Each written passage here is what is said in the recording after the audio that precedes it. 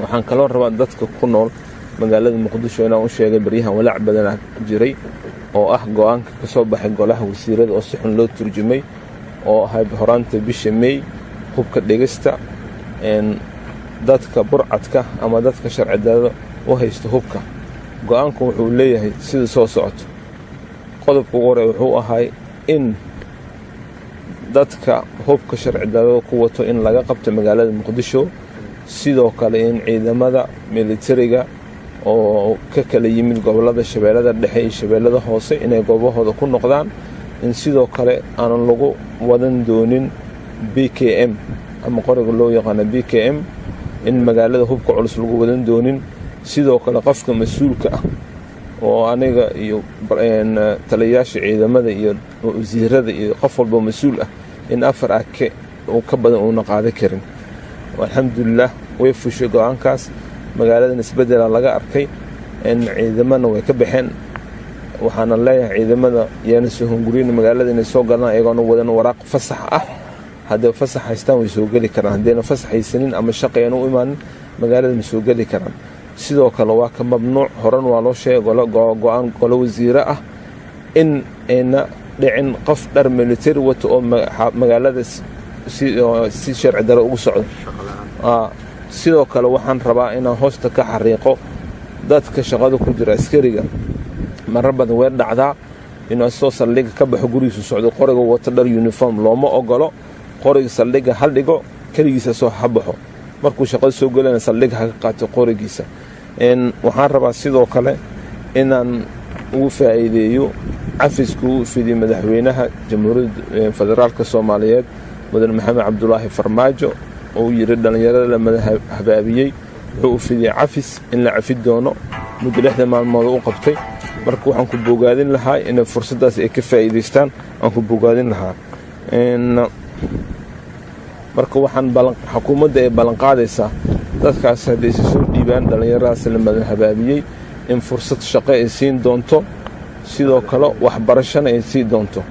marka waxaan rajaynayaa in fursadaas ka faa'iideystaan. waxaan rabaa in maamulooyinka maamul goboleedyada sidoo kale way ku mahadsan yihiin siday amnigooda u sugeen. waxyaalahan ka dhacay waa wax dhici jiray waana ka socon doona haddii Ilaahay yiraahdo mana u dhutin doono.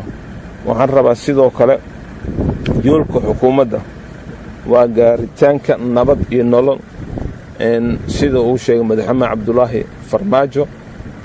waxaan leeyahay waxaan rabnaa shacabka Muqdisho inay isdejiyaan ay si aad ugu fikiraan wax la sugayo waa magaalada caasimadda. waxaad dareemi kartaa magaalooyinka kale ee jamhuuriyadda federaalka Soomaaliyeed sida haddaan soo qaadana Hargeysa, Garoobe, Jowhar, Baydhabo, Kismaayo iyo magaalooyinka dhan wax hub laguma wato adoo hub aan wadanaad maraysaa. marka magaalada Muqdisho waxaan rajaynayaa inaan hubka lagu qaadan doonin qofna laga yeeli maayo. go'aankaas waa go'aan ay gaareen golaha wasiirada, madaxweynahana wuu ogyahay waana la wada socdo ummadda Soomaaliyeed. marka waxaan rajaynayaa in loo hoggaansamo go'aankaas. waxaan kaloo alla ugu mahadcelinayaa subxaanahu wa tacaala in bisha Ramadaan ay nabadan ay Soomaalida ay ku afureen ama ay ku soomeen inuu Ilaahay noo adkeeyo. allah ka baryeena subxaanahu wa tacaala inuu noo adkeeyo nabadda. allah ka baryeena. waxaan rabaa labada dhacda ka dhacday tii Jubbaland bambada lagu tuuray bamba gacmeedkii meeshii booliiska iyo tan inta kale wax dhib ma dhicin. marka waxaan rajaynayaa inta Ramadaan ka dhimana in sidaas nabad lagu dhamaysto. allah qayb wuxuu ka yahay si xukuumadda Xasan Cali Kheyre ee ballan qaaday Prime Ministerka in la xisaabtan uu qayb ka yahay iyo inaan anaga jeefanin ee ciidanka ay soo jeedaan in dhici doon hore u ballan qaadnay. hadda maahna waa markii ugu horeysay. marar badan aan ku tagnay goobo ka mid ah magaalada daafadeeda xuduudada ama ex control ama siinka dheer. marar badan aan ku tagnay waana wadi doonaa. waxaan rabnaa inaan la qaybsano ciidanka soo jeeditaanka iyo waxay ku afuraan wax ku suxuurna ka qayb qaadan. waxa alla mahadiisa xukuumaddan waxay jirtaa ilaa 2 bil iyo maalmo. marka marar badan waxaa la qabtay sad la socotaan hooyo waa la qabtay gabaare isqarxinays waa la qabtay nin dilo waa la qabtay qaarna waa la dilay goobta lagu dilay bakaaratii ugu dambeysay waa la socotaan. marka isbedelaas dhan waxaan sameynay muddada yar waxaan xilka haynay marka ummadda Soomaaliyeed waxaan ka baryaynaa in noo duceeyaan nana garab istaagaan waxaana ogaataan Soomaalidu waxay tahay far kaliya fool ma dhaqdo xukuumaddu waa far inta kale waa shacab xukuumadana sida madaxweynaha iyo barnaamijka ay sheegeen waa xukuumadii shacabka waxaan ka baryaynaa in nana garab istaagaan ayna soo sheegaan qofkii argagixisa ah inay soo sheegaan si hore u balqaad madaxweynaha abaalmarinaan siin doonaa mana la sheegi doono qofkaas waan qarin doonaa hadduu Ilaahay yiraahdo bismillaahi raxmaani raxiim alxamdulilaahi rabbil caalamiin وصلى الله على سيدنا محمد وآله وصحبه وسلم marka hore waxaan rabaa inaan u tacsiyeeyo dadkii ku waxyeeloobay deegaanka maamul goboleedka Puntland